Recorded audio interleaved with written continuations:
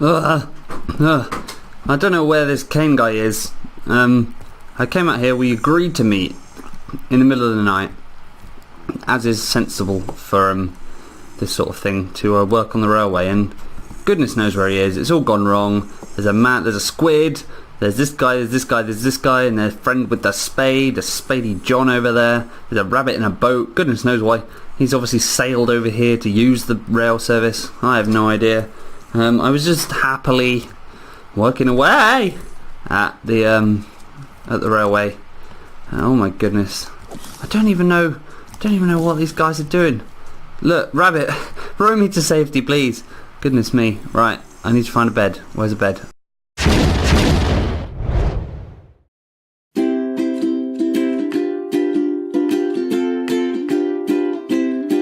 I've forgotten which way my railway goes. Right, this must be the way. I also only have 1 chickens left. Ooh. So I need to get back for bed and food. I'm literally looking for a bed and breakfast. Oh.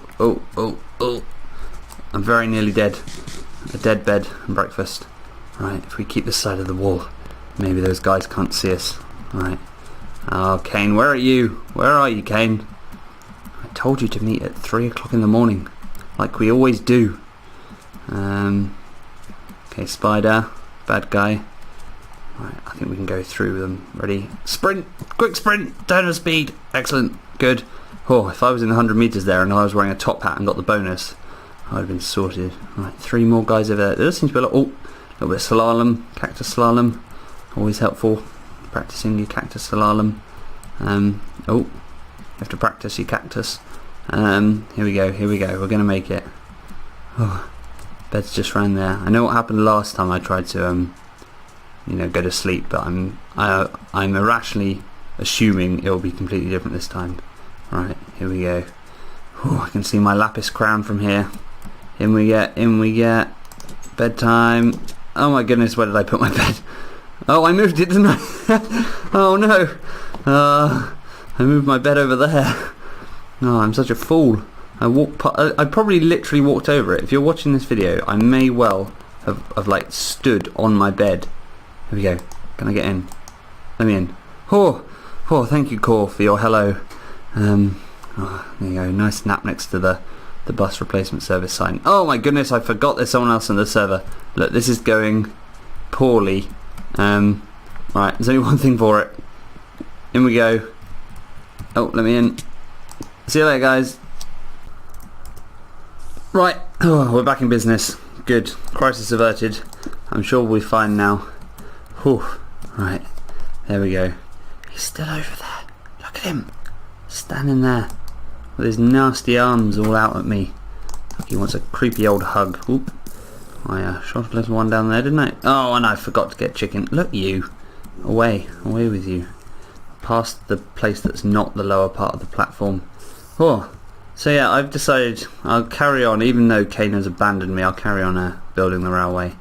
I'm in actually, a bit of funk with the railways at the moment because I get the train home from work, and I get a little frustrated. I'm not going to lie, with the poor quality service that I am I'm receiving on my train commute days. Well, that wasn't work. I'm sure there used to be a chicken place over here. Oh, the lack of chicken place is really interrupting my complaining about the trains. Goodness. Here we go. Sure, that'll do. Yeah, the last week, last few days, last whatever, and consistently before then, I get the same time. I turn up at the station. There's about 4.5 million people milling around, waiting for the trains. There's nothing on the boards, nothing at all, not even words, just squiggly lines that if you squint they say, haha, you have to get the train, you have no other choice. And they read out things at the time like, oh, Embeddis, we apologise for the delay to your journey, but there is a signalling failure in the London Bridge area. And I'm thinking, first of all, it's not in the London Bridge area, it's probably at the London Bridge signal tower thing, isn't it? Because you're not going to have a signal points failure in the London Bridge area, in the cafe or anything like that. I also think, the London Bridge area, the signals are failing. Now, either literally the worst person ever is in charge of creating and maintaining signals, because if anyone made anything else that went wrong as often as the London Bridge signals terminals, you'll attest to this. If someone made a lawyer product that went wrong literally every day, then they'd be fired from their lawyer product making job, wouldn't they, sir? Yes, indeed they would. But for some reason, the worst person in the world has been put on the London Bridge one, and therefore it goes wrong every day. I don't know if they just put sticky tape over it for and it only lasts for a certain amount of time. Maybe the person who does the job just gets a bit bored and he thinks, you know what, if I don't have to fix the signals tomorrow, then you know what am I going to do with my day? But yes, it's not the most fun in the world. So they tell me, oh, we're sorry for the delay, George. I'm afraid the 7:55 to Clandlewood's house is delayed by approximately 4 days. I hope this doesn't cause too much. Of course it's causing too much trouble to my journey. It's 4 days late. And then eventually it turns up, and now there's one stop before me. What am I doing? I need food. There's one stop before me on my train line, and for somehow, I don't know what the population of London is. I'd say it's about, judging by how Oxford Street gets on weekends, I think it's about 400 billion is the population of London. And every single one of those people seems to have got onto my train on the first stop, because it's kind of like, what's a good example? If you open a chocolate bar, if you got the wrap around your chocolate bar and you open it up, is there any sort of space around the edge of the chocolate bar? No, as soon as you open it, there's chocolate bar there. That's kind of like the train doors. That's the perfect analogy for train doors. You open them up and there's just a wall of flesh, like suits and, I don't know, cardigans, I don't know, what other things people wear, just sort of rammed in a flat line against the wall. And you have to sort of squeeze your way through like a squishy toothpaste. It's like trying to get toothpaste back in the thing. But sometimes you can make it. You can squeeze through, and because I'm British, you apologise profusely for squeezing through trying to get on your train. And then as soon as you've made it on, then you get really annoyed at everyone else who tries to make it on. You're like, oh, it couldn't possibly fit another person in now. Don't be ridiculous, George, with that cardigan suit combination. But George squeezes his way in. Then sort of 5 minutes later, when the driver wakes up because he's, I don't know, napping or whatever, I don't know what they do, he gets ready to push his button again, for which he's paid inordinate amounts of money, and he pushes his button, the doors close, and you're sort of squished in like some sort of bizarre smushy, like, there's not even an analogy, there's nothing that squishy in the world, and you get squished in. And occasionally, if you're lucky, you can contort your arm. I've become very, very good at contorting to my arm into an unspeakable shape in order to be able to get out my phone, to peruse Twitter and tell Southeastern how awful they are, and Network Rail how awful they are. And, which I literally did on the train the other day, look up the salary of the person in charge of Network Rail. Now, I earn a salary. It's not bad, it's not great.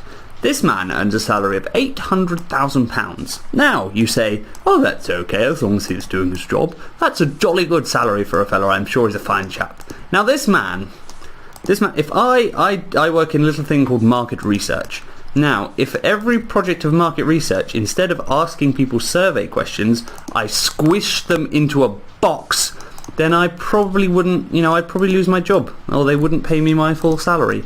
Now this man he squishes people into box for a living. It probably doesn't say that on his LinkedIn page, but that's what he does. He squishes people into a little tiny box and laughs at them from his room. He has cameras in all carriages, I'm sure, and he just laughs and says, nah, I've got lots of money. The weird thing is, I'm sure he must have, look, let's not even get into that, I'm sure he must have to commute, surely. He knows what it's like. He knows what, maybe he commutes at like 2 in the morning on his own private helicopter train, which would be wonderful. I want a helicopter train. But never mind, not enough of that now. So yeah, I think we should all collectively, everyone who commutes into London, rally behind me, and we'll go and tickle him or something, I don't know. Or, maybe instead of, we could, the obvious option is say, oh, he shouldn't be paid his salary, but I think we should pay him his salary. Now, it costs about, goodness knows, let's say £5 a single to get from where I am into London.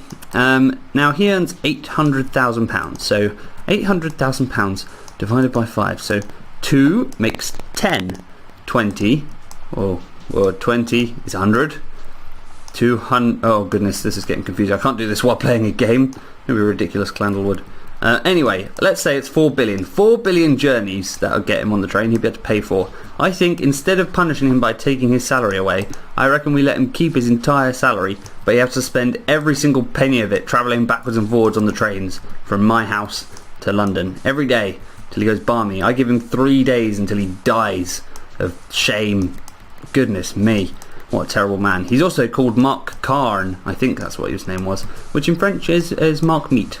So that's a little fact for you there. Anyway, goodness me, that's what made me, when Kane came and asked me if I'd help him out with this train service, that's really what was motivating me. I thought, you know what, if Mark Khan can do it, anyone can do it, except Mark Khan can't do it. We've perfectly established that Mark Khan is incompetent as a human and cannot run a train service, so I'm sure I can run a better one than Mark Khan, and if not, I'm going to have a replacement bus service anyway. Right, I'm going to carry on working here. I'm sure at some point good old Mr. Kane83 will wake from his slumber. I'll lambast him for his lack of presence helping me, and maybe I'll take a few deep breaths, calm down, and I'll stop picturing Mark Khan being hung, being drawn and being quartered.